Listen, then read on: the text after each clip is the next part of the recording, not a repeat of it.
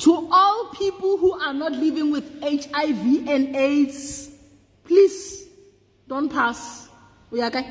Congratulations for making it this far without HIV. It's not easy in this era. Congratulations. But that's not where we are at. Let me tell you the reasons why you are not HIV positive.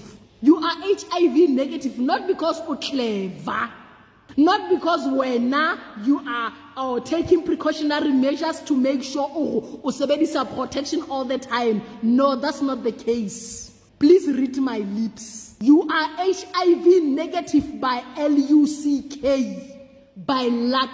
That's the only reason why you are HIV negative.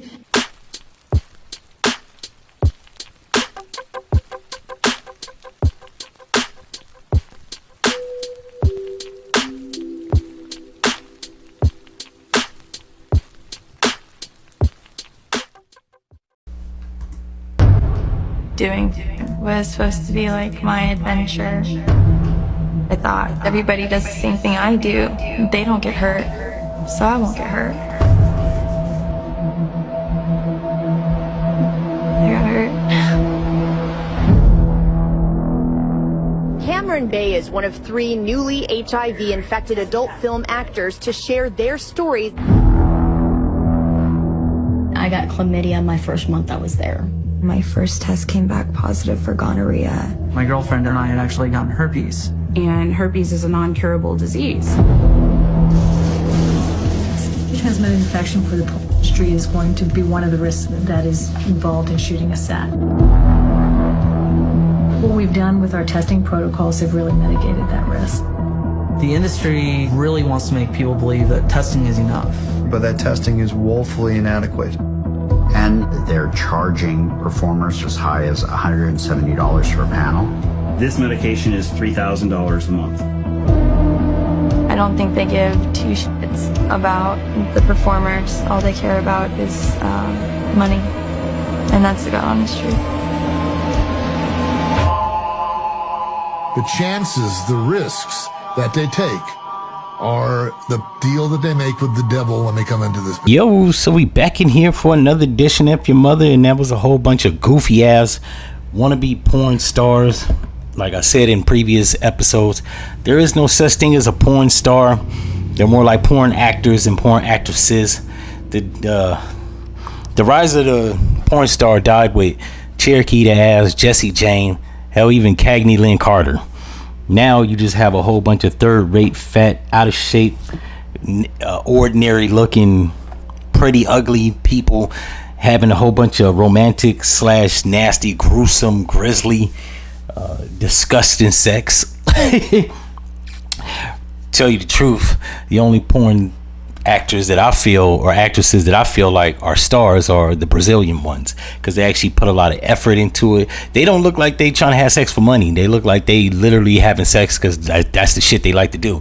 These porn stars now, they be looking like they in pain, or they need rent money, or they a meth head. So yeah, none of these third-rate people are porn stars. They're porn actors and actresses, but they're actually going about talking about that they were given STDs, or herpes is incurable, and several of them just contracted AIDS. Let me just put this out here. When you have sex with strangers, there's always a risk. Not only that, you can't trust people. Most of the people in the porn industry are drug addicts. Like, growing up is literally understanding that a porn star is a coke head, or an opioid head, or a meth head. Hell, Vanessa Blake was an admitted meth head.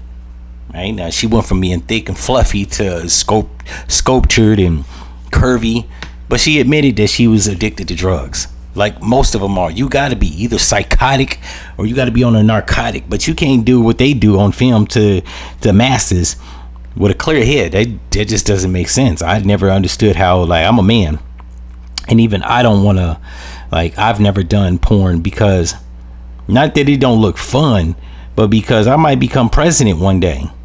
I don't need my dick all over the internet, so I've never done it. But these people are going about crying, talking about, I didn't think because it didn't happen to them, it wouldn't happen to me. Why would you even think that? That's like me selling drugs and talking about because he didn't get blasted, I ain't gonna get blasted. No, there are certain situations lined up for certain people. You may be viewed, I'm gonna use the drug dealer analogy, I may be viewed as of a lesser threat than the next man, which is why he ain't get killed yet, even though I got a burner, he don't even possess one.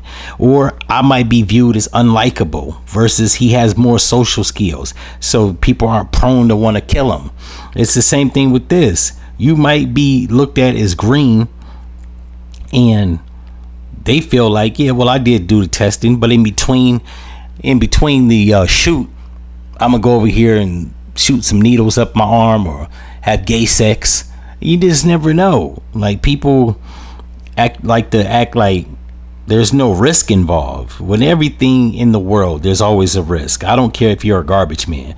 The chance of you falling off a garbage truck, while it may be slim, it's still there. The fact of being a doctor and the patient comes in with a gun and shoots up the ER, like, it's always a risk of anything happening. So with porn, it's like, yeah, the reason they have testing is because, like, to keep people safe, but you ain't never out of the clear. Just because you do the testing to find out if people are infected, but some people slip through the cracks, and some people try to play the system, like Mr. Marcus. He lied and forged paperwork, said he didn't have nothing, and this nigga has syphilis. Same thing with what's the boy named Brian Pumper. He actually took an actress and doctored her paperwork, and she had gonorrhea, infecting everybody on set. And when they found out, yeah, he was ostracized and blackballed from the game. So, like, there's always a risk, and just because somebody else makes it through and unharmed doesn't mean you are. That's what happens, especially when you do unscrupulous, like, activities or industries. Like, if you're a stuntman, the fact of you, the possibility of you doing a stunt over 37 cars, falling to your death, they're high. Just like with porn, it's not necessary. I could see if it was a safe industry, like, let's say, being a teacher. Actually, let me take that back. You run the risk of actually getting blicked in class by a mass shooter or by just a disgruntled student. What's a hard? Damn, there's really no harmless industry. If you're a Jersey Mike sub maker, you could get shot. Somebody robbed the till. If you're a police officer, you could pull over somebody and you can get gunned down on a routine traffic stop. So there's really, I guess, if you got a job like Neil Tyson deGrasse, where you're a scientist and you sit up in NASA's office, I guess there's no, like, real danger. If you're a politician, you could get assassinated, or, I mean, just like just like Robert F. Kennedy and John F. Kennedy. It just comes with the territory. Hell, if you're an activist, the one in Brazil got blown away. The one in Mexico just got shot. Hell, even the mayor in Mexico got his head cut off. Martin Luther King, Malcolm X, even a rapper, King Von, Tupac, Nipsey. There's really nothing in this world that you can do that it's not associated with a risk, namely death.